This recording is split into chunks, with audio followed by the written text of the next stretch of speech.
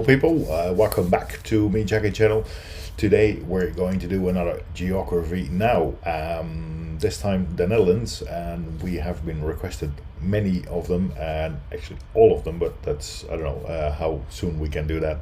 So today Netherlands, and the other ones who've been requested and say quite funny, Finland and Russia, they will be coming soon. So just let's get started with geography now, the Netherlands. Here we go. Hey guys, so this is going to be a little awkward. Why? Because 2 years ago, my Dutch friend Vincent, who used to do the animations before I regrettably hired Ken... Wait, what? He came and visited here in LA. Long story short, I promised him he could be in the Netherlands episode, so we pre-shot some footage, and this was the intro we made. I flew over, this guy, a real Dutchman, say hi to Vincent. Right here. Hey, Vincent. Hey, look. Vincent, I know the Dutch are tall, but just step down from the box, okay? Just step down. You get off of your box then. Good for me. I can never top those days. Oh, and this episode is on the Netherlands. It's time to learn geography. No! Everybody, I'm your host, Barbs. Now, there are many countries that deal with water issues. Some lack water, some have too much water, and some, like the Netherlands, have bridled the wild stallion and have learned how to control the water and use it to their advantage. Water is probably the most powerful element in the Netherlands, and without it, they would be, I don't know, pretty useless. So what do you say, 2016 Vincent? En dan nu, politieke geografie. So, yeah, stop calling this place Holland. That's just one part of the country, even though their country's national tourism website is called Holland.com. You're not helping us here, Dutchies. Oh, and hey, there's a town called The Hulk. First of all, the country is located in northwestern Europe along the North Sea, bordered by Germany and Belgium. The country is divided into 12 provinces. Here's 2016 Vincent naming all of them for you. They are Limburg, Noord-Holland, Zeeland, Zuid-Holland, Utrecht, Gelderland, Overijssel, Drenthe, Groningen, Friesland, North-Holland, and the newest province, Flevoland. Almost all of Flevoland was reclaimed from the Zuiderzee in the 1950s.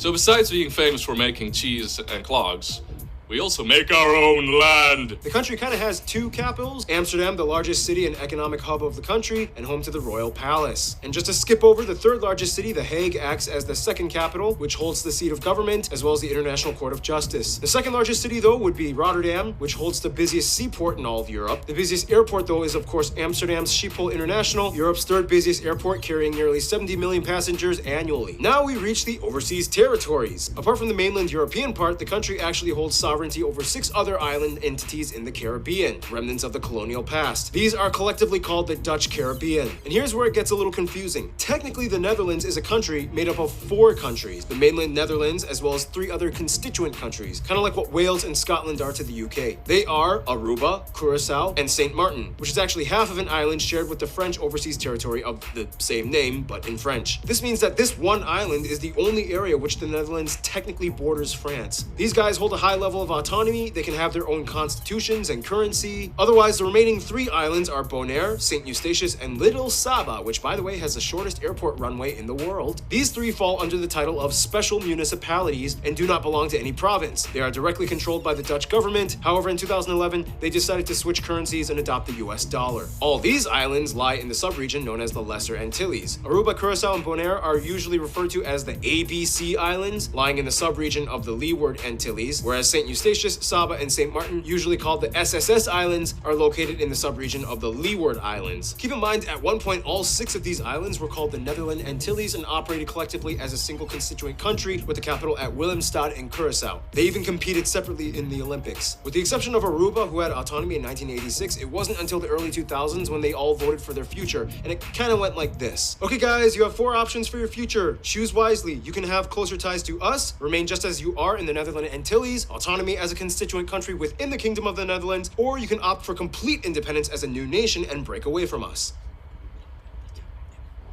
We vote for autonomy as constituent countries. Me too. What the? We want closer ties and we'll settle for special municipality status. Really, Bonaire? You're one of us, the ABC Island. You really gonna ditch us like that and leave us with this half-Frenchy magoo? Yep, deal with it. And that's basically how it went down. So there you go. That's how you make a Netherlands. Waterways dominate the country, though. There's even a town with no roads and only canals. But how did it end up this way? Somewhere around the 9th century, people were kind of fed up with all the flooding, and they invented these seawalls known as dikes, which surrounded polders, or reclaimed land plots protected by the dikes. To this day, the Netherlands has reclaimed about 1/5 of its total landmass from the sea. So what would happen if all the dikes were destroyed and all the water just came and flooded everything? Scientists speculate that the country would go from looking like this to this. Whoa, Amsterdam would be gone. Yep. Luckily, the Dutch are fantastic engineers and have been taming this dragon for centuries. And speaking of engineering, there are so many notable spots to check out in case you ever visit. So many museums, but the most notable one probably being the Rijksmuseum in Amsterdam, the Royal Palace, the Van Gogh Museum, the Anne Frank House, numerous castles like these, numerous star-shaped fortress towns, so many amusement parks like these, the enclaves and exclaves of Barrel Nassau. We talked about this in the Belgium episode. The world's largest flower garden at Keukenhof, Austerlitz Pyramid, this prehistoric burial site, and of course there are somewhere around 1,000 historic windmills left in the country from the 1800s. I'm actually seeing stuff that I haven't seen before myself, and I'm born and raised here, but cool. But it's it's for me it's all normal. But it's if we wouldn't manage the water, we would definitely be losing half of our country. So we have to do it. So let's continue.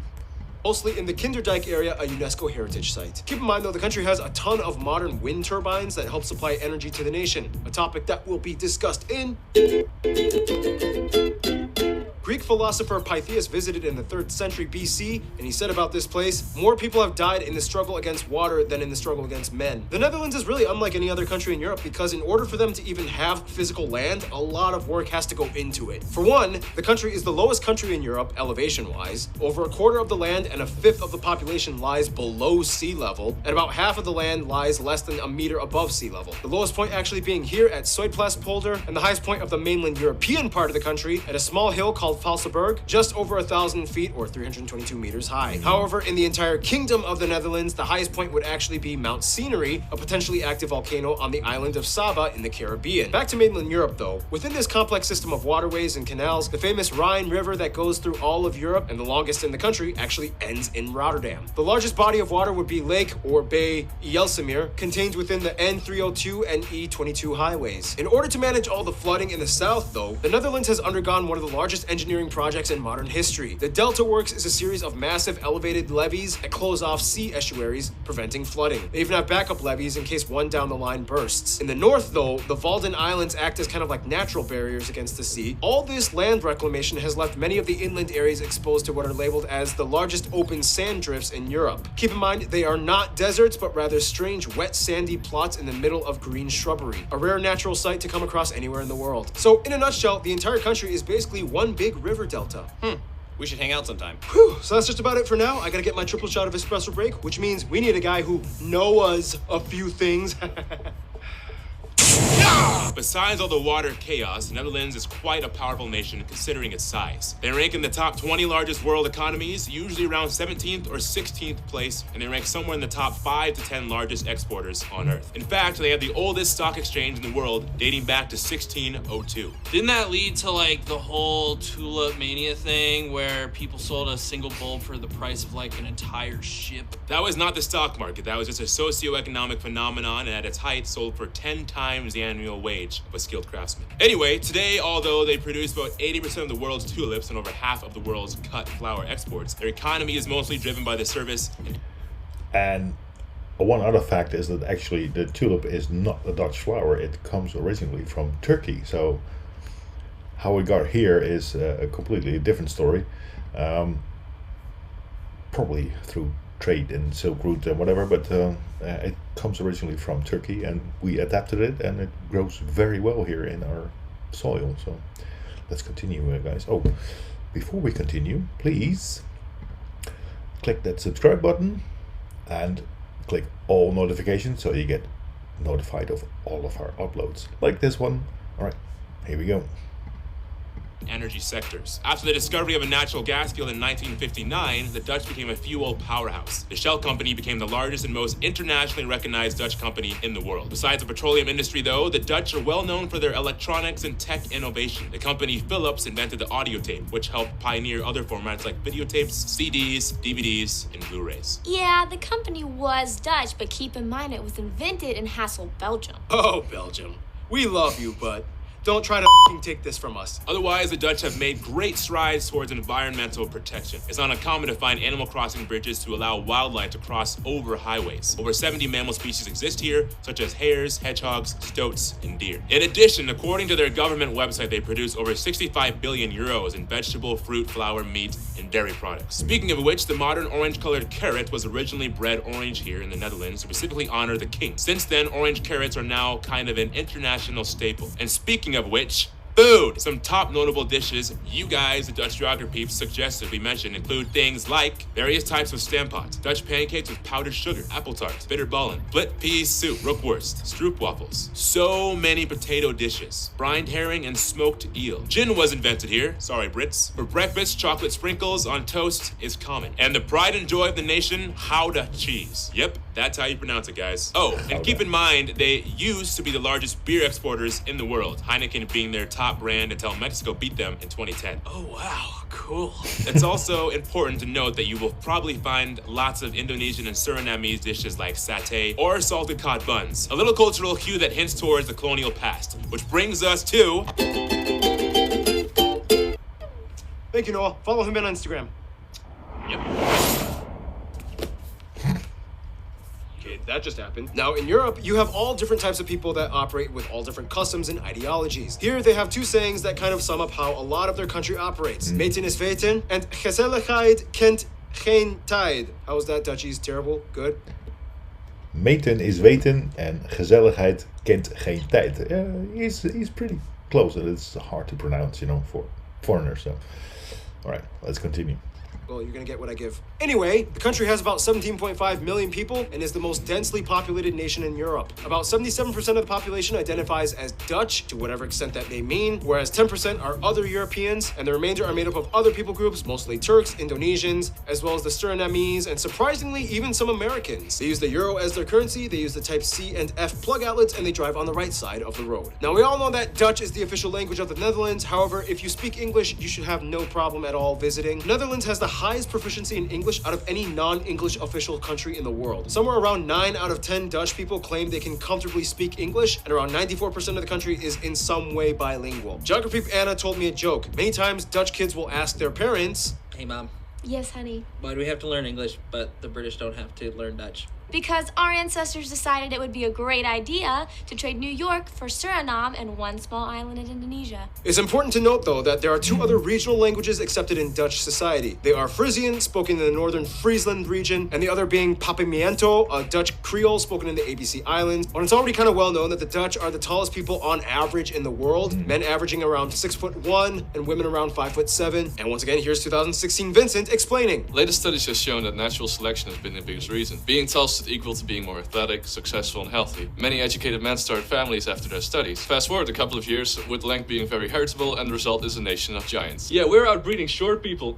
Religion in the Netherlands is interesting because historically they used to be predominantly Christian, mostly Protestant, but today about half the population identifies as unaffiliated, which depending on who you ask could be anything from the largest unaffiliated group, agnostics, at about 34%, to the growing number of atheists at around 28%, which is kind of like a technical term for spiritual but not religious. Otherwise, Islam at about 5% of the population is mostly practiced by Turkish and Indonesian communities. Christianity, although not practiced regularly by most of the people, still plays a heavy cultural role in the Netherlands. Holidays like Christmas, Easter, Pentecost, and Ascension are still celebrated by everyone in a Dutch manner. At one point, they were a vast empire that spanned across every inhabited continent. Australia was at one point called New Holland, New Zealand, named after the Zeeland province, Tasmania, named after this Dutch guy, New York was once called New Amsterdam, and so on. Otherwise, what is the Dutch way of doing things? Many of you guys, the Dutch geography peeps, have told me there's a Dutch saying, act normal, which is ironic considering that they are almost anything but normal. And here's random Hannah to explain culture stuff.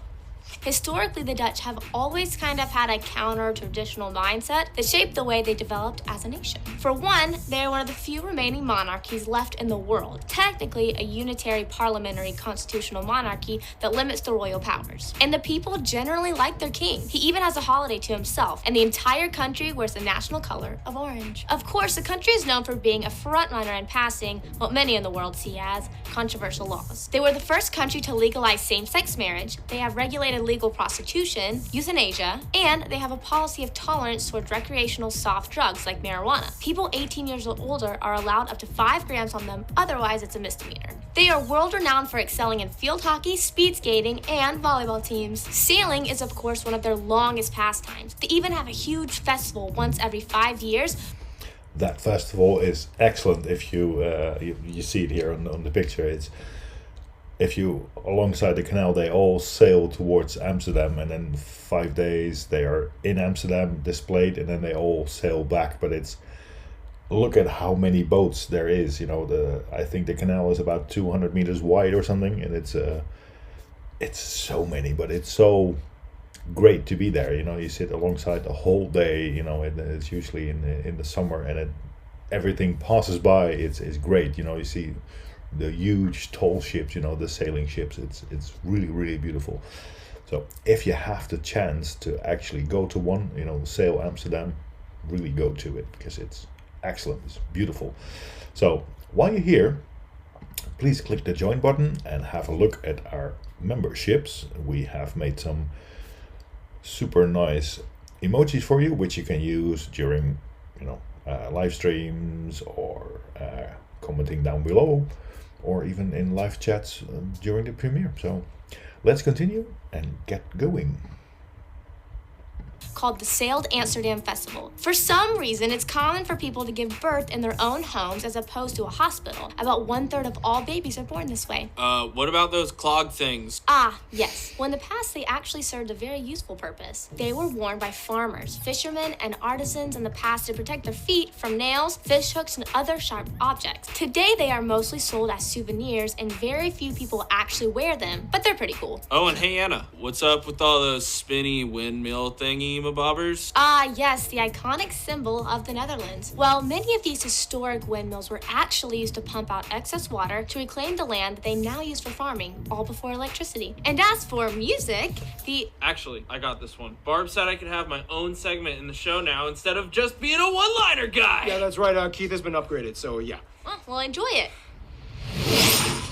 Well, that just happened. Again, I guess everybody has superpowers now. Historically speaking, the Dutch contributed much to the Baroque period at the end of the Renaissance, with numerous composers, organ players, and vocalists rooted in Christianity. Traditional clog dancing was also a cool way to add percussion to folk music in rural areas. Today, however, even though there are many genres the Dutch enjoy, electronic music reigns supreme. Most of the best well-known DJs in the EDM scene across the world are from the Netherlands. And the Amsterdam Dance Event, ADE, is the world's top and largest electronic music conference. So if you come out here, get ready to get shocked with some musical electricity. Thank you, Keith. And speaking of the development of the Netherlands over time, let's talk about history in the quickest way I can put it. Hamburg and Bronze Age cultures, Iron Age with Celt and Germanic groups, Gallic wars, the Romans come in, Frankish kingdoms, Charlemagne, blah, blah, blah. Friesland once had a Viking ruler, Lotharingia, Holy Roman Empire, confusing Burgundian and Spanish Habsburg and city-states, the Spanish takeover, Dutch revolt, 80 years of war against Spain, this dude is a hero, Golden Age and stock market, Dutch East India Company, exploring years, Dutch Empire, Napoleon drama, Belgium breaks away, Luxembourg breaks away, World War I, relatively neutral, World War II, attacked by Germans, not neutral, decolonialism after the war, mining Golden Age, founding co-members of the European Coal and Steel Community, which would later become the EU, government encourages over 500,000 people to move out, Euro adopted, and here we are today. Some notable people you guys, the Dutch geography people suggest we mention, might include people like William of Orange, the first king, Michael de Ruyter, possibly the most famous painters, Vincent van Gogh and Rembrandt, Antony van Leeuwenhoek, Willem Barents, Abel Tasman, Anne Frank, Max Verstappen, Glennis Grace, Dick Bruna, these soccer players, these skaters, and of course the royal family, and of course there's so many others I could have mentioned. Of course I butchered all the pronunciations, but we're really running out of time and we gotta finish this marathon. So without further ado, let's see who the Netherlands hangs out with.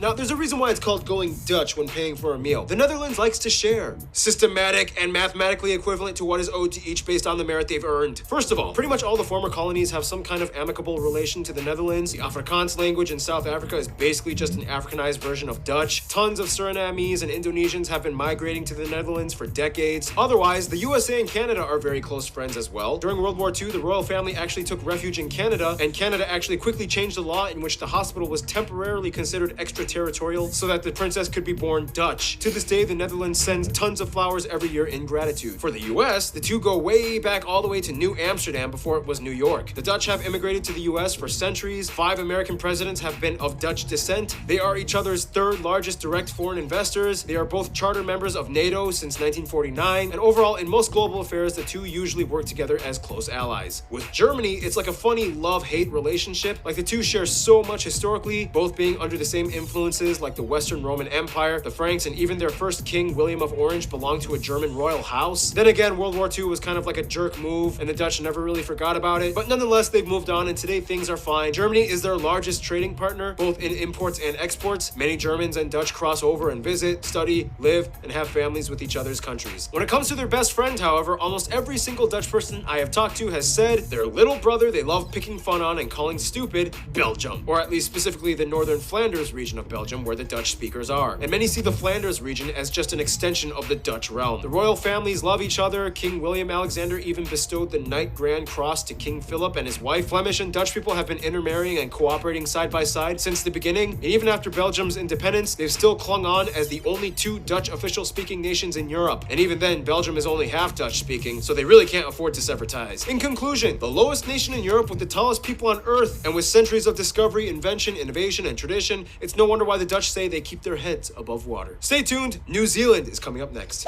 So, All right, cool. Bit of geography about my country where I'm from. So most of it I knew, some of them slightly new, but it's it's a lovely country to live in, and it's very open-minded. So guys, if you have the time, come and visit. You're always welcome here in Holland. Everybody is welcome here. So that's it for today. I have nothing more. So if you have any comments or suggestions, please leave them down below. Like I said, please subscribe and have a look at our join button. And that's it. Thank you very much for watching. See you next time. Stay tuned and stay safe.